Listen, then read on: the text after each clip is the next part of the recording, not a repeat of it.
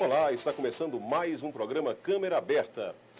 A homofobia no Brasil ainda é um problema presente e constante. Estudos recentes apontam que o nosso país tem a maior quantidade de registros de crimes homofóbicos do mundo, seguido pelo México e pelos Estados Unidos. Aqui na Paraíba, a Defensoria Pública criou recentemente uma coordenação para tratar desse tipo de crime. Para falar mais sobre o tema, o Câmera Aberta convidou, está aqui em estúdios, e eu tenho o prazer de entrevistá-lo hoje, o Dr. Carlos Calisto. Seja bem-vindo, doutor Carlos Calisto. Tudo bom? Muito obrigado, Gilson. Muito obrigado. Obrigado a esta casa da Floriano, pela qual eu tenho o maior carinho, pois foi aqui onde eu recebi o título de cidadão pessoense. E isso sou eternamente grato e honrado por essa distinção. O senhor é de onde? Na realidade, eu nasci no Recife. Recife.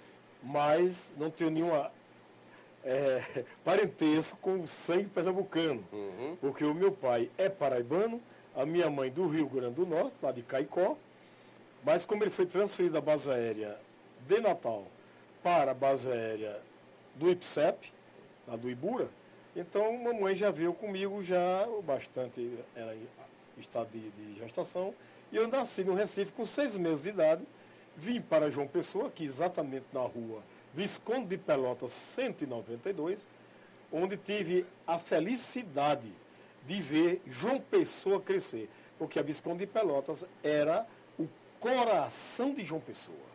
Estudei no Pio XII, Colégio Arquidiocesano Pio XII, estudei no Lins Vasconcelos, no Liceu Paraibano, fui aluno da doutora Daura Santiago Rangel.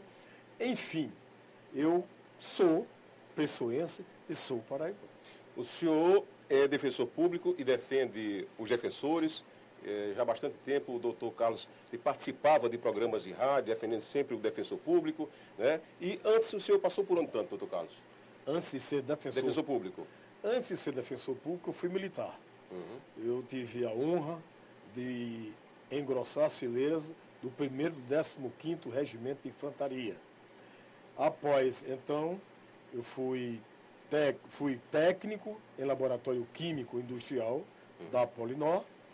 E então foi quando tive a felicidade, o prazer, a satisfação, a honra de conhecer o doutor Tarcísio de Miranda Buriti. E foi quando, naquela época, eu ingressei no Estado como professor, fui diretor do Almoxarifado Geral da Educação e Cultura, trabalhava com o doutor Reginaldo Moura Brasil, e houve a transposição de cargo de professor para assistente jurídico. Foi quando comecei na antiga advocacia de ofício, onde formei-me até os dias de hoje. É bom trazer o conhecimento daqueles que, obviamente, não sabem. Fui presidente do PROCON estadual, corregedor, e outros cargos que muito me honraram, e também honrei os cargos até a presente data e vou continuar, se Deus assim permitir. O senhor hoje é o coordenador desse núcleo, né, que a gente tratou agora há pouco, e de que forma ele atua na sociedade em defesa do cidadão e contra a homofobia?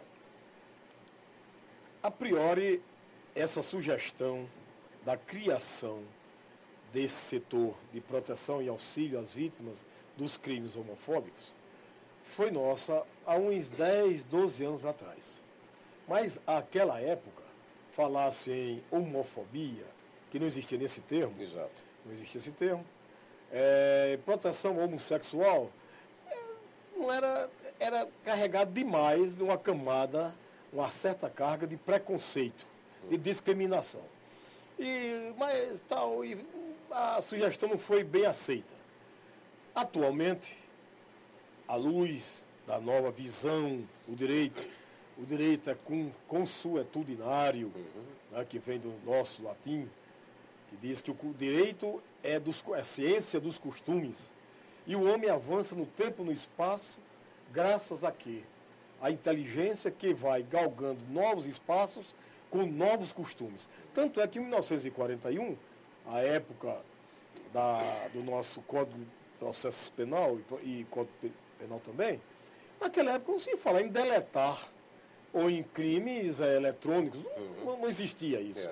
Hoje sim, por quê? Porque os costumes, a evolução do homem, no tempo e no espaço, permite que aconteça isso. Então, retomando a sua pergunta, muito pertinente como sempre, à altura da sua inteligência, sua competência jornalística, então, o doutor Vanildo Oliveira Brito, que ultimamente foi eleito democraticamente pela categoria, e já foi nomeado por Sua Excelência o doutor Ricardo Coutinho, ele acatou de pronto essa nossa sugestão da criação desta coordenação. Acatou e deu-nos carta branca para que possamos iniciar a implantação desse serviço. Há de se convir, a bem da verdade, que o núcleo formador dessa coordenação está sendo pelo seu amigo aqui presente, que eu sou um defensor público, pela doutora Larissa Coutinho, e mais outra colega que falha a minha memória, mas principalmente a doutora Larissa, está colaborando como também uma estudiosa do direito, está nos dando aquela força, aquela ajuda para que possam levar sempre à frente a defesa das pessoas, do cidadão, das cidadãs, vítimas desse preconceito inaceitável que é a homofobia. Doutor Carlos, ainda muita dúvida com relação à homofobia no trato com as pessoas que optaram pela homossexualidade, homossexual, certo? O que caracteriza um crime de homofobia? O crime homofóbico, ele caracteriza-se pela violência, pelo ódio, pela repulsa, pela exclusão do cidadão ou cidadã homoafetiva. Isso foi muito bem colocado a sua questão, porque homossexual já tem uma carga muito grande de preconceito. Fulana é homossexual. Parece assim um palavrão. Então agora é homoafetivo. Muito mais colocado, na realidade é isto. Porque a relação entre duas pessoas do mesmo sexo, uma relação afetiva, é uma relação não condenável. Não condenável.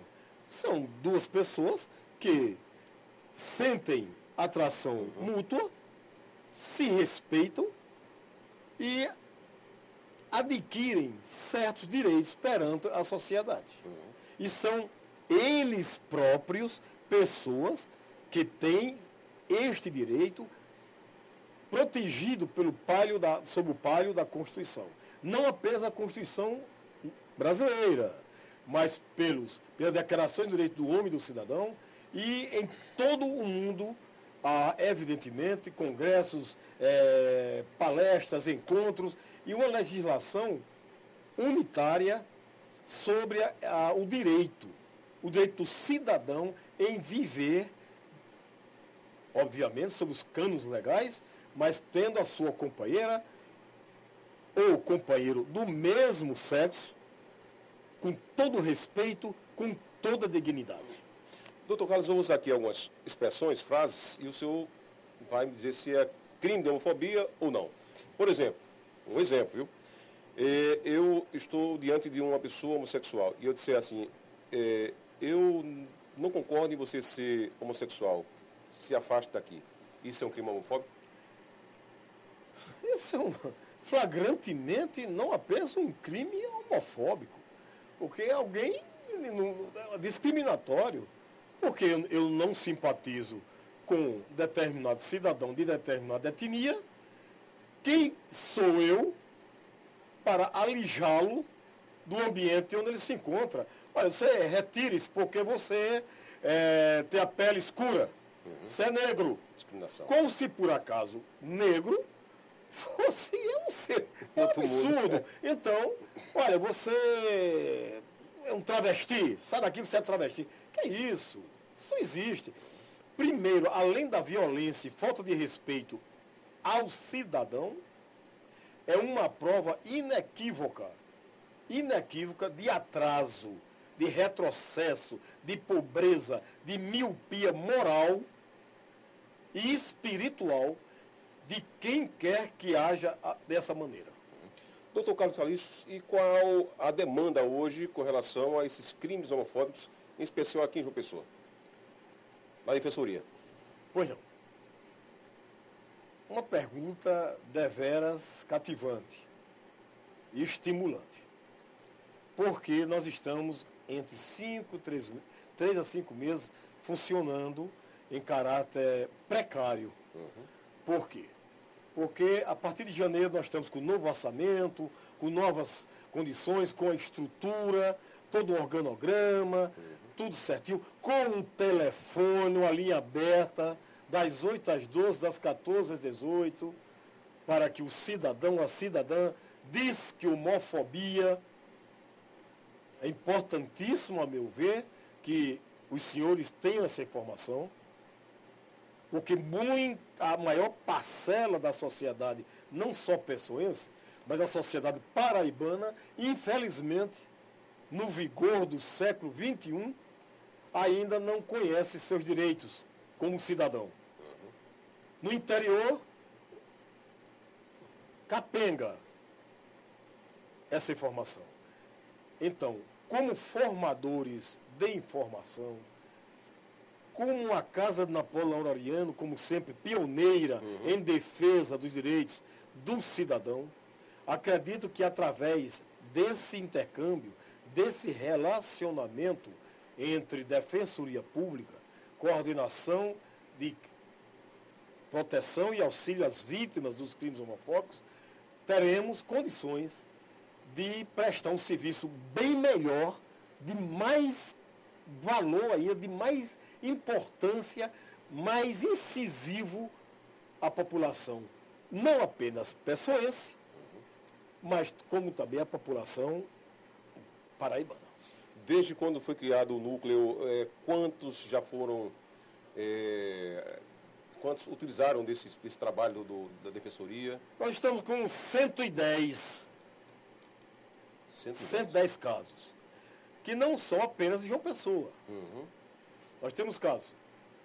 Isso, obviamente, estamos também trabalhando com a colaboração fraterna dos grupos de defesa GBLT.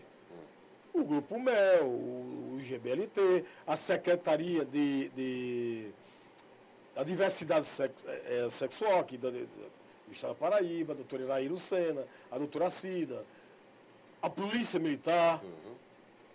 Por isso que recebemos já cidadãos de Catarina do Rocha, Dona Inês, Guarabira,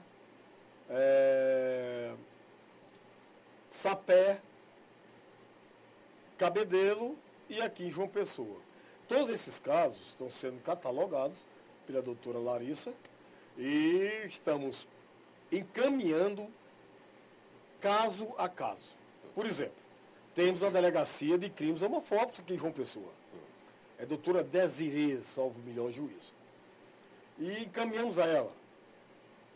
Temos casos de retificação de registro civil. Inclusive, vale a pena citar, que o terceiro caso do Brasil de retificação de registro civil já foi ajuizado aqui em nossa querida e amada Paraíba. Terceiro caso do Brasil. Um no Rio Grande do Sul, um em Goiás e agora aqui na Paraíba, mediante estudos da nossa equipe, estudos exaustivos de jurisprudência, de julgados, que nos fornecesse uma base sólida em defesa do interesse do direito daquele cidadão. Tanto é que a ação está tramitando em segredo de justiça para evitar constrangimento àquele cidadão. Haja vista que o homoafetivo, ele sofre uma carga terrível de discriminação.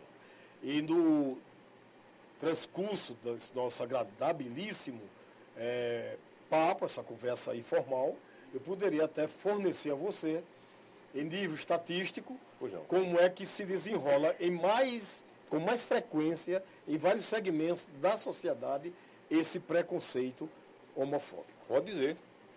Muito bem. Por incrível que pareça, 2 pontos. O primeiro grande índice de rejeição, de preconceito, de discriminação, de violência ao cidadão homoafetivo dá-se amigos e vizinhos. Amigos e vizinhos. Em primeiro lugar.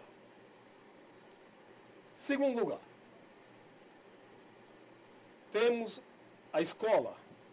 Desde pequeno, aquele cidadão, por esta ou aquela maneira, ele não se identifica, obviamente, com outros grupos. E já começam já aquelas famosas piadinhas sarcásticas, ácidas, cáusticas contra ele. Isso já vai achatando, diminuindo já aquele futuro adulto, já pequenininho. Temos aí também, em terceiro lugar, se a memória não me engana, a escola. Eu já falei da escola, né? A escola. Faculdade. Trabalho, no trabalho. Olha, cuidado, olha, fulano, você está não sei o quê. Coisas aparentemente inocentes, mas altamente perniciosas e prejudiciais àquele cidadão. Falta de respeito àquele cidadão, àquela cidadã. Desculpe. Tivemos um caso, determinado estabelecimento comercial aqui em João Pessoa. Um travesti, quando ele dirigia-se ao sanitário feminino, causava rebuliço.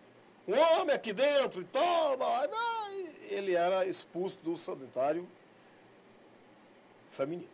Quando ele ia ao masculino, aí só faltava linchar o cidadão. Veja que situação. Mas o certo é o masculino, não? Biologicamente masculino. Então tem que estrear agora o... Não, aí exatamente aí é que vem essa nossa coordenação. Aí é que vem exatamente isso. Vou justificar. Mas primeiro vamos elencar os aspectos preconceituosos na sociedade. Então, trabalho. Trabalho. Igreja. No ambiente religioso, onde é para que haver aquele respeito, aquela solidariedade, não é? Como a lei da reciprocidade, como Jesus Cristo disse, aquilo que quereis que os homens vos façam, fazer vós primeiro a eles. Preconceito dentro da igreja.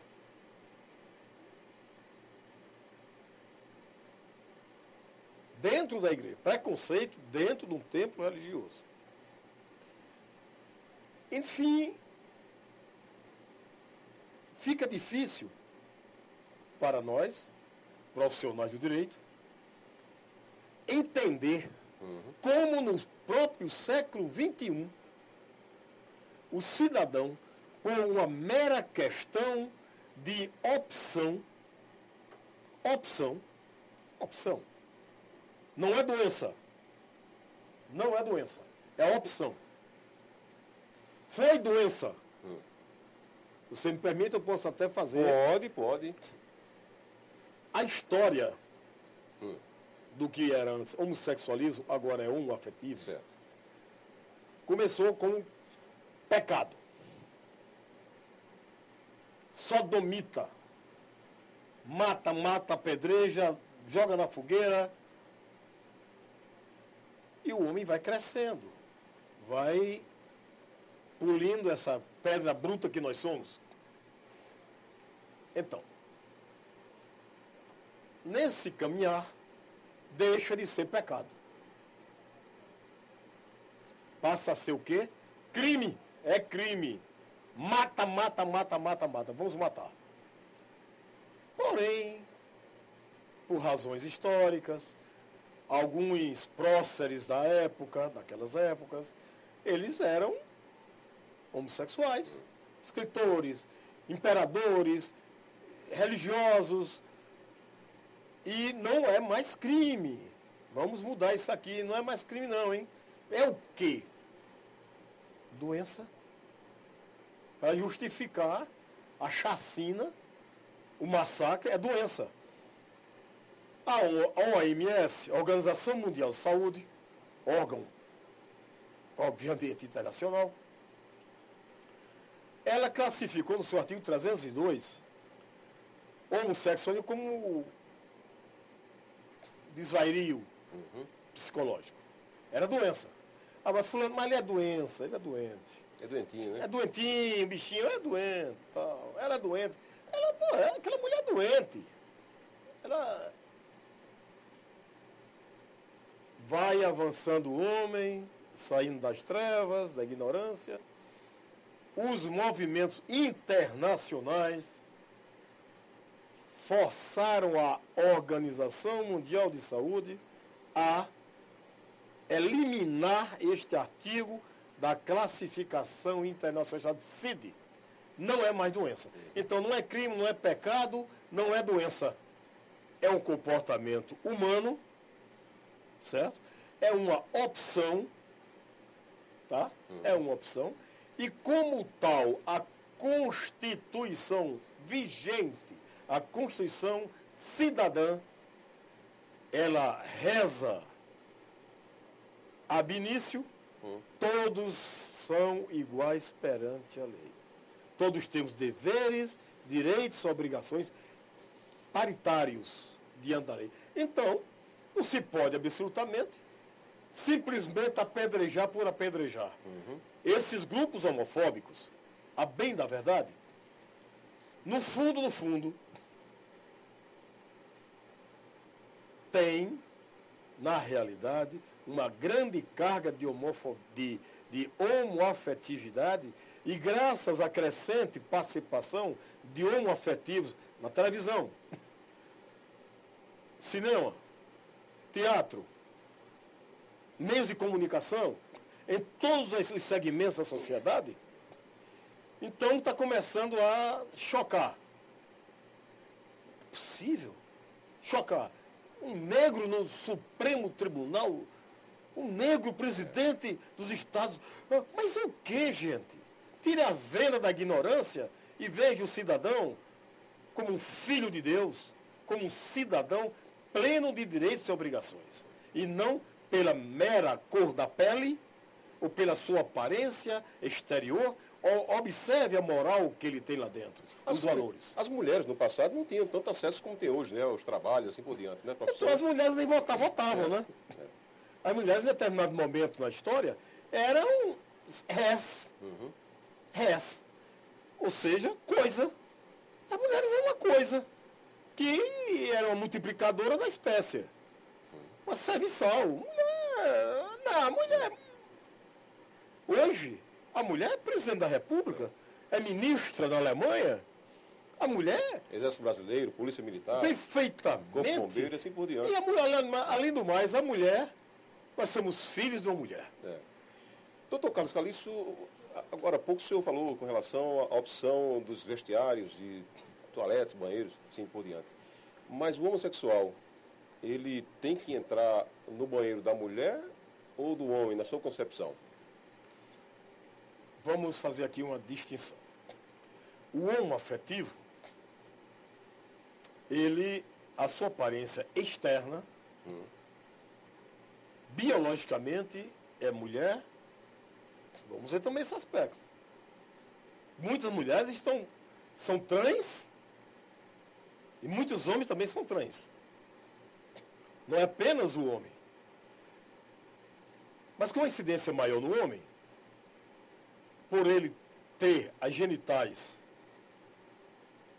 masculinas, ele, obviamente, ele irá frequentar o sanitário masculino. Porém, com esse avanço na medicina, nos costumes, há a operação transsexual. Então, que na realidade não é a extirpação da genitália masculina. Não é. É um procedimento, uma cirurgia plástica, etc. Não, atualmente não se pode fazer o passe livre, porque isso geraria certos constrangimentos e muitos aproveitadores. Com certeza. Iriam. E vice-versa, que tem mulher lésbica, né? Que ela poderia também optar pelo masculino, né? Não, quer dizer, E por que não se cria desculpa interromper, um projeto aí para fazer o banheiro para os dois? Uma terceira opção. Terceira opção. Mas essa terceira opção já geraria outras coisas, porque tinha pessoas que também infiltrassem nessa terceira opção. Então a coisa, como o direito é uma ciência, está evoluindo. Então, os nossos legisladores, aqui é uma casa de legisladores. Exato. Os legisladores estaduais, os legisladores federais, eles irão com certeza estudar esta questão e elucidá-la. Porque, evidentemente, é constrangedor. Exato.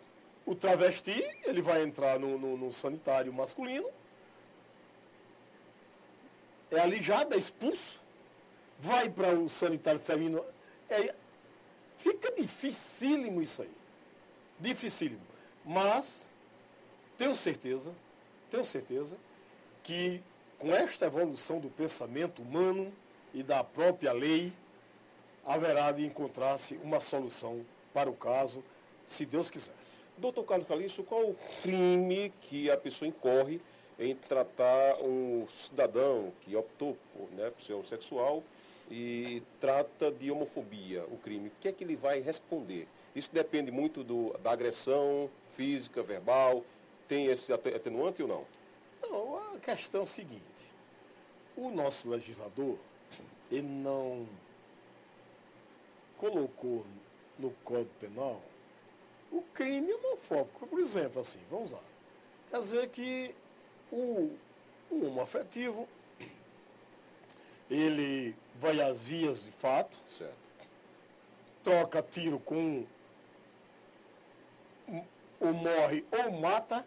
O Código Penal não está dizendo, mas se o homoafetivo matar alguém... Não, ele diz o seguinte, artigo 121, matar alguém. Aí começa toda aquela catilinária, todo aquele desenvolvimento da ciência criminal sobre isto. Não existe. Agora, o que existe, que aí é agravante, e pode ter também seus atenuantes, é o cidadão, como aconteceu em São Paulo, ali em plena Paulista, né? Veio um pessoal e um grupo de vândalos agrediram com a lâmpada fluorescente. Foi, eu vi isso. Então, esse é um crime homofóbico.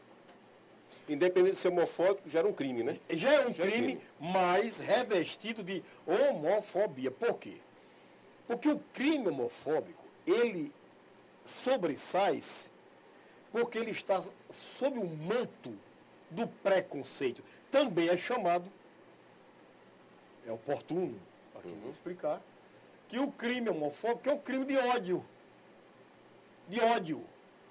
Então, determinado grupo, ele tem ódio ao homoafetivo. Então, eu vi agora em São Paulo, vou abrir aqui um parênteses, vi milhares de pessoas também, naquela rua que eu considero o coração financeiro do Brasil, que é a Paulista, moças de mãos dadas, beijando na via pública.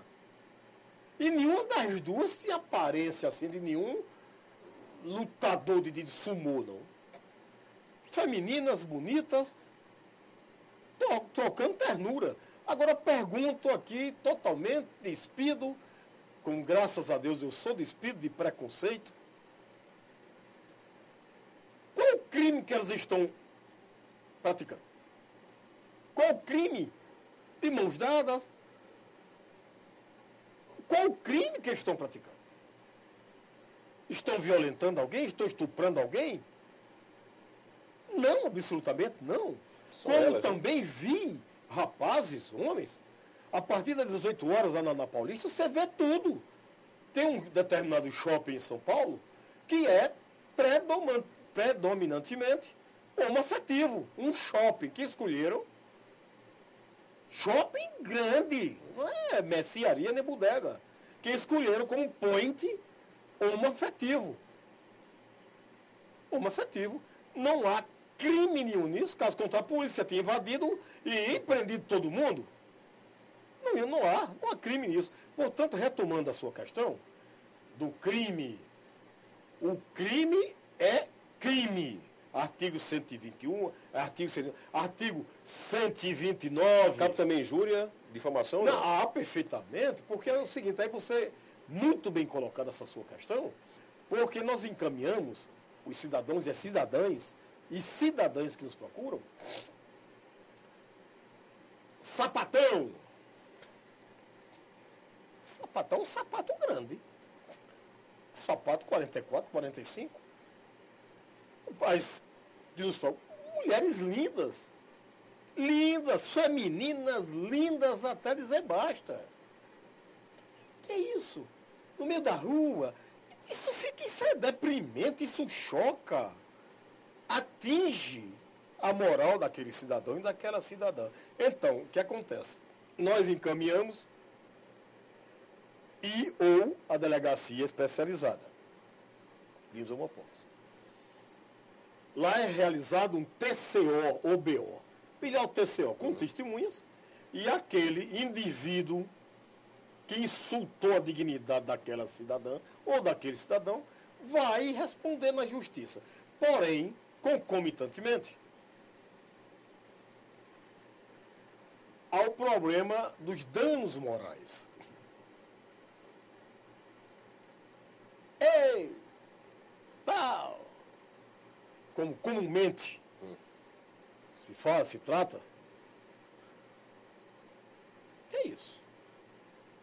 Que história é essa? Eu estou caminhando aqui, normalmente, indo para o meu trabalho, para a minha escola, para a minha faculdade, e no meio da rua está aquela claque, aquela súcia, gritando, ei, viado, ei, bicha, não sei o quê. Quer dizer, primeiro, bicha no interior não briga. Não é? Viado é um bicho de 4 patas com a cabecinha cheia de galho, puxando o trenó do Papai Noel. Então, é um cidadão. Por que esse tratamento preconceituoso, injurioso e homofóbico? Quando aquele cidadão, vítima injusta daquela agressão injusta, reage à altura, sangue quente, porque eu cansei de ver nos presídios travestis condenados porque mataram alguém. Doutor Carlos, após ter relação sexual, o sujeito ainda veio dar uma surra e o cara meteu-lhe a faca. Saqueou e matou. Então, quando o cidadão não deve fazer isso, obviamente tem a lei, tem a polícia, tem a defensoria pública para tomar conta desses casos. Mas, em acontecendo, ele agiu assim, mas motivado por uma forte carga injusta de preconceito e ele foi agredido e agiu em legítima defesa. Isso pode ser evitado. Doutor Carlos Calixto, foi um prazer tê-lo aqui. Obrigado pelas informações, prestação de serviço, principalmente. E parabéns pelo trabalho à frente do núcleo, junto com a doutora Larissa e muitos outros. Eu agradeço a você pela sua prestimosidade, a Casa de Napoleão Laureano, que é a Casa do Povo, por excelência, e ao doutor Vanildo Oliveira Brito, porque é o nosso defensor público que possibilitou, em primeiríssima mão, que essa coordenação de direito e de fato viesse a existir para bem da cidadania paraibana. E está em boas mãos. Muito obrigado. Fica um pouquinho, foi um prazer, viu? Muito obrigado. Ok, a você também o nosso muito obrigado. Até o próximo encontro.